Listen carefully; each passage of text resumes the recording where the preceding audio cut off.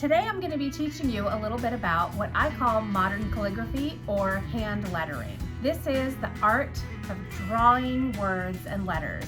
Not writing, it's not cursive, it's very different. We're actually going to engage in a different part of your brain to teach you a new skill using a skill that you already have, which is knowing how to write. So follow along with me.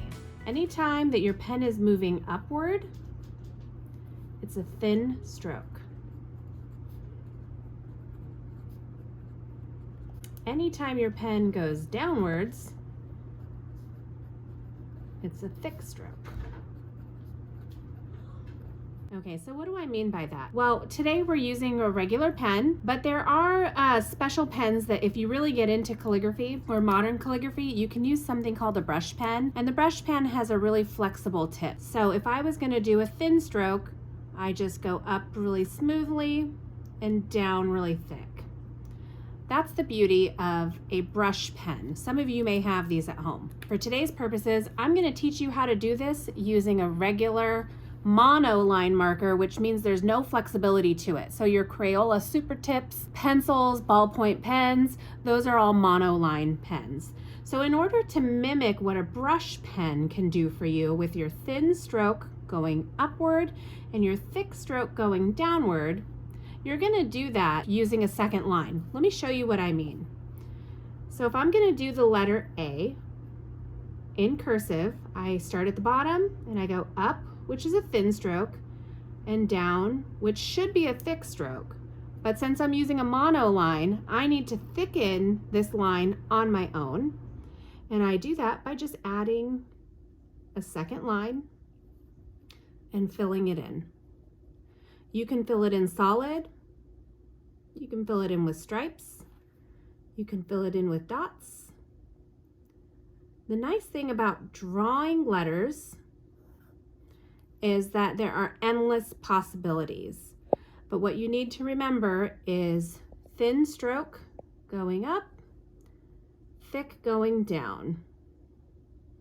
So this is the letter B. So let's do that again. So I went up here, so that stays thin, but I went down here, so I'm going to thicken that line. I went up here, down here, so that's another thick line, and back over. We'll leave that one thin. A lot of people ask me, how do I know what side of the line to make thicker?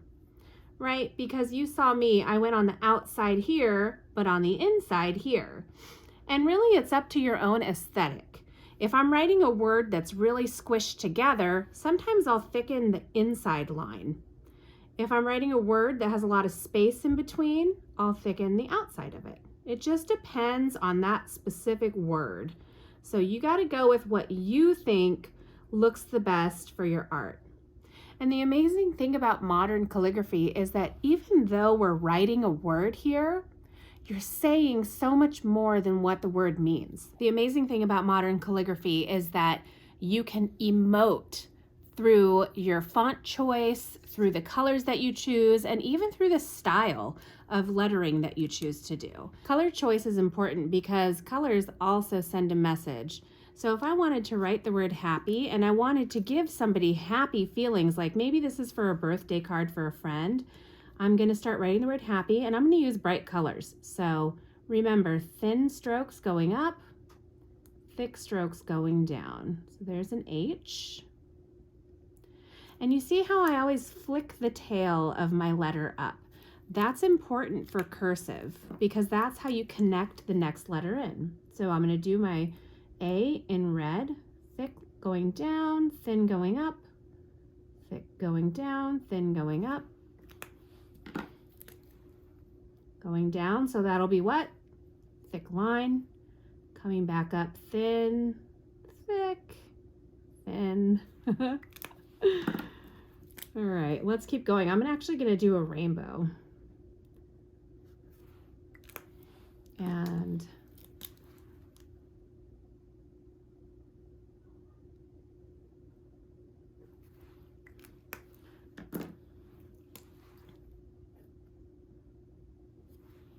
that looks pretty happy to me. as opposed to not using so many loops, right? So if I just said,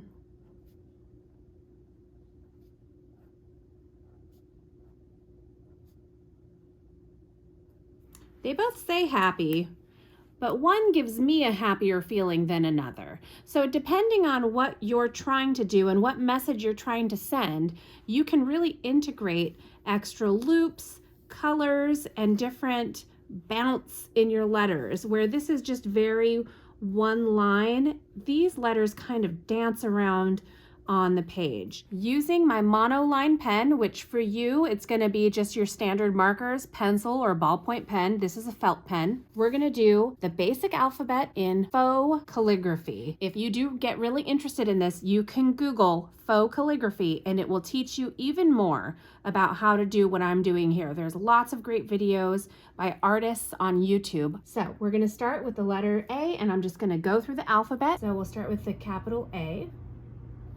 And remember, all of your downstrokes get thickened.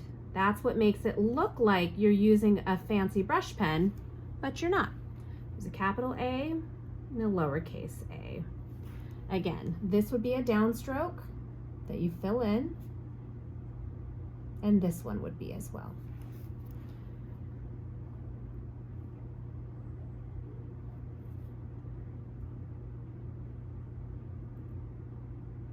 And remember, there's no right way to fill in the inside or the outside, but this is a great example.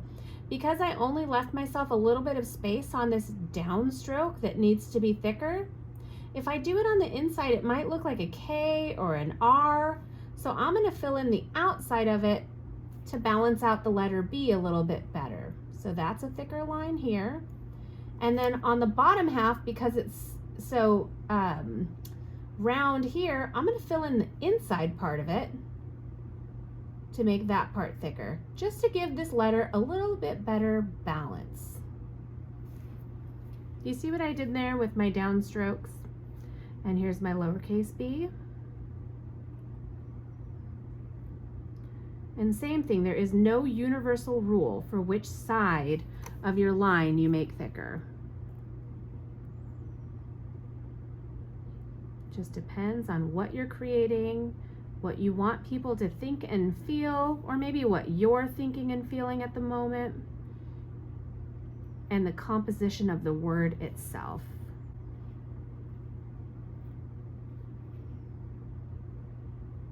Remember, your downstrokes are thick and your upstrokes stay thin. So what I do, because sometimes I lose track, is without touching the paper, I'll retrace like how I wrote it. So if this goes down, I know it needs to be thicker, and then that's up, so I don't do anything to it. I'm coming down and I'm making that thick again.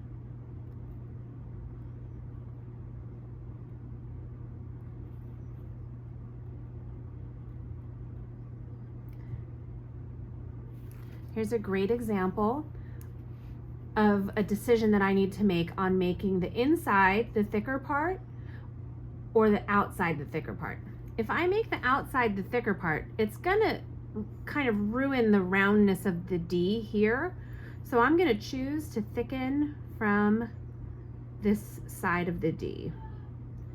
And you'll see that. After you practice for a little while, you'll see what decisions you're making and you may change your mind.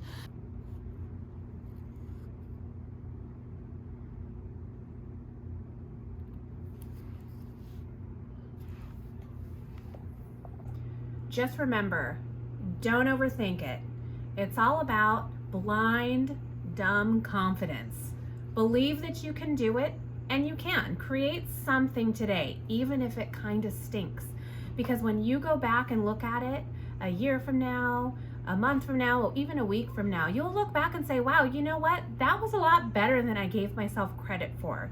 And that's really where the life lesson came in for me with my calligraphy, because I could see in the roundness of my letters that whenever I started to get in my head and think, oh my gosh, how am I doing this? I'm not doing it right. It's not going to connect. It's not going to look good. Why did I choose that color? What am I even doing? I'm not an artist. All of a sudden my lines would get wobbly. So just lean into the discomfort and create something, even if it stinks. So let's practice a couple words together.